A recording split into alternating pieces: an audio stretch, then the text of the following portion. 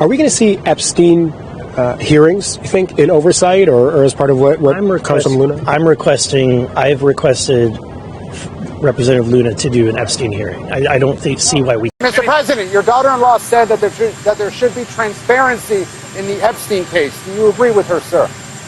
The Attorney General's handled that very well. She's really done a very good job. And I think that when you look at it, you'll understand that. I would like to see that also, but I think... Donald Trump is spiraling. His presidency is hanging by a thread. The bills he forced through Congress are tanking in popularity, and now he's being swallowed up by a scandal that just might be the ugliest of his career. So what does he do? He grabs a conspiracy theory, throws President Obama's name into the Epstein mess, and hopes something sticks. But guess what? Obama's not playing defense. He's firing back. Before we dive into the full story, comment where you're watching from, and don't forget to like and subscribe so you don't miss the next one. Trump is lashing out, and not just randomly. He knows exactly why he's flailing. His agenda is the most hated in modern history. Even his so-called winning issue immigration isn't scoring him points anymore. He's watching his MAGA base grow cold and skeptical, especially in the wake of new Epstein revelations. So what's the game plan when you're cornered? Blame Obama. But here's where things get even more pathetic: the conspiracy. Trump's pushing is so wild, it sounds like satire. He's actually trying to pin Epstein's files on Obama, him of writing them, hiding them, maybe starring in them. Even Trump's not sure. He just needs a distraction, and Obama, apparently, is the scapegoat of choice. Now, let's zoom out, because if you really want to understand Trump's desperation, Jasmine Crockett lays it out perfectly while talking about redistricting in Texas. You said it real nice. They cheating. They are cheating. Say what it is, okay? Listen, if your policies are so popular, Mr. President, then trust that the American people are happy. And so you don't have to worry about the fact that the Democrats actually should have control of the House right now. The Republicans cheated in the state of North Carolina to make sure that they could get 3 pickups, and guess what? Ultimately, they ended up controlling the House by exactly 3 seats, because once they ended up controlling that Supreme Court, they redistricted, and unfortunately now they have 10 Republicans that are elected from the House, and they have 4 Democrats when it used to be 7-7. And when you looked at the election results, it was Donald Trump who barely won the state, but then it was Democrats that won the state on all the other statewide elected positions, which tells you it's about a 50-50 state, which means that congressionally it should have been about 50-50. So the seats were correct before. Now, because he knows that if Democrats take control, regardless of how the American people feel about the Democrats right now, one thing we are going to do is we're going to block him. That's the one thing I can tell you. If you give us control of the House, we will stop some of the pain that he is inflicting. We will stop some of the idiocy, and we will actually conduct some real oversight over this administration, which is paramount, so that ultimately the American people can understand not only that Donald Trump is a failure and a fraud, but understand the people that are his accomplices that are helping him to accomplish this. We are going to shed light on all the darkness that he is bringing on the United States. And I think that that is what we all should want for good governance. No matter how you affiliate yourself, you should want somebody that is going to keep it real with you and be honest with you and transparent with you. And that is what you will get. So regardless of how much he tries to cheat, I am truly believing, just like nobody showed up for him for his little birthday parade, but the American people came out for free to let him know that there are no kings. I don't care what he tries to do. I'm truly believing that the American people are going to show him better than they can tell. Greg, Abbott is literally redrawing the map mid-decade, something that rarely, if ever, happens. Why? Because Republicans like Trump are terrified. They know their ideas aren't popular, and they're doing whatever they can to rig the game before the midterm. Trump sees the walls closing in. He's losing control. His so-called wins are unraveling. And in the middle of this chaos, instead of fixing real issues, he invents nonsense about Obama and Epstein. That's the level of political theater we're watching. But here's the twist: Obama's not just ignoring it. He's stepping back into the spotlight. Just as Trump hoped to change the narrative with lies, Obama's re-emerging at the worst possible moment for him. Trump wrote on Truth Social, "We have a perfect administration, the talk of the world. And selfish people are trying to hurt it all over a guy who never dies." Jeffrey Epstein for years? Jeffrey Epstein, over and over again? Why are we giving publicity to files written by Obama, Crooked Hillary, and Comey? The responses to this post, though, ripped Trump to shreds, writing, "You are losing too many in your base. Mr. President, you did make the promise, just saying, and you are very wrong on this one." The timing couldn't be more brutal. Imagine this, Obama showing up on Joe Rogan, Theo Vaughn, or Andrew Schultz's podcasts, cool and calm, dismantling Trump's nonsense live for millions to see. The man who Trump keeps dragging into his fantasies could be the one who completely torpedoes his chances in 2026. And that's exactly what Trump fears Obama back in the cultural conversation, reclaiming attention, just as Trump's grip on the GOP starts to loosen.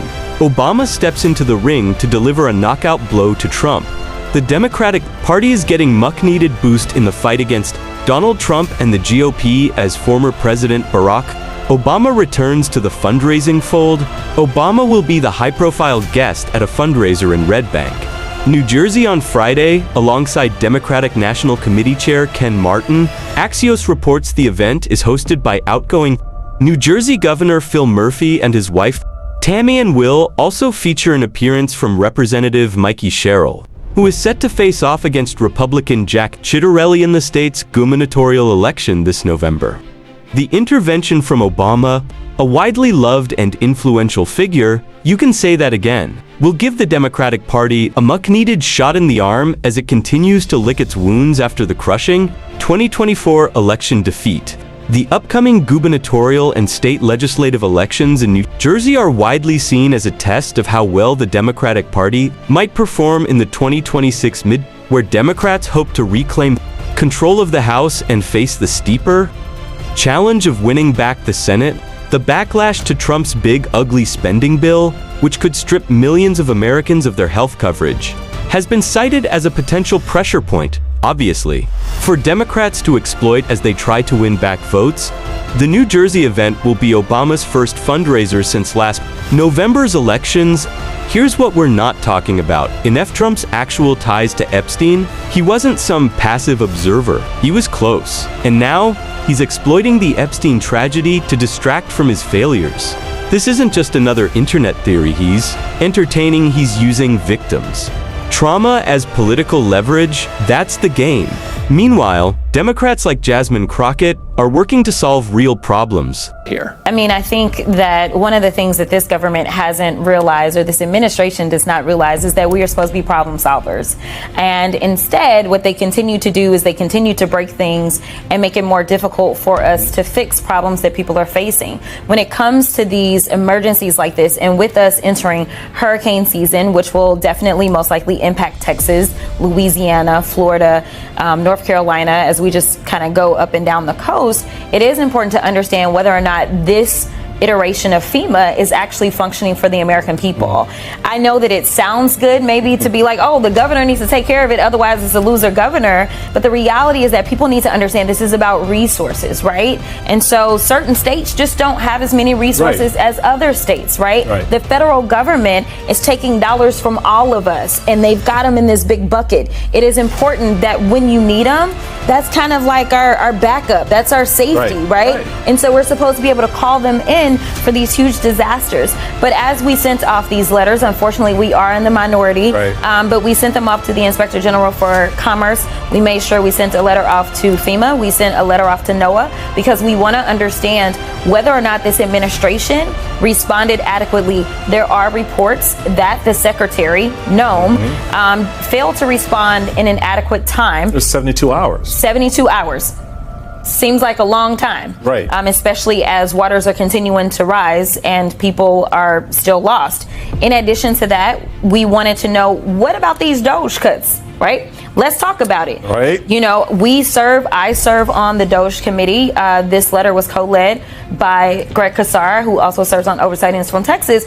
We need to understand, what was the impact? What does it look like at NOAA? If you've got it down to bare bones, were they able to actually get the information that they needed? And was it just a matter that there was no one there to get that information out? And from Commerce, we want to understand, as it relates to alarms and systems and warning systems, were there people in place to actually warn people? It doesn't seem like any of that existed.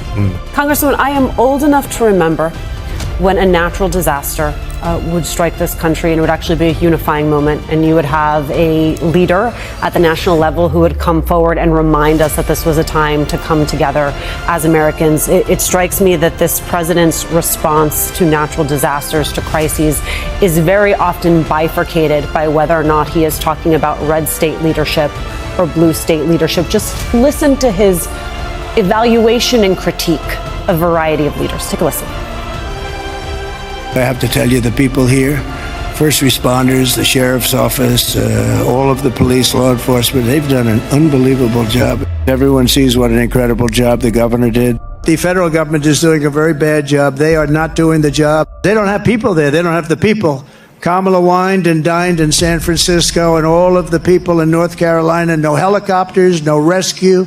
I just got back from a tour of the suffering and devastation in Louisiana. Obama ought to get off the golf course and get down there.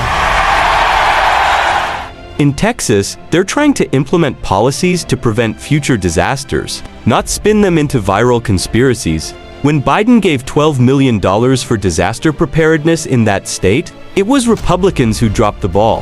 And when people call that out, it's not politicizing tragedy, it's accountability. So, while Trump scrambles to throw Obama into every scandal he can think of, the real damage is being done to his own credibility, what little is left of it. And as Obama quietly steps back into the spotlight, it's starting to look like the tables are turning. If you stuck with us to the end, drop a heart in the comments to show you're not buying the noise. And remember, facts beat fiction every time. Don't forget to like and subscribe. See you next time.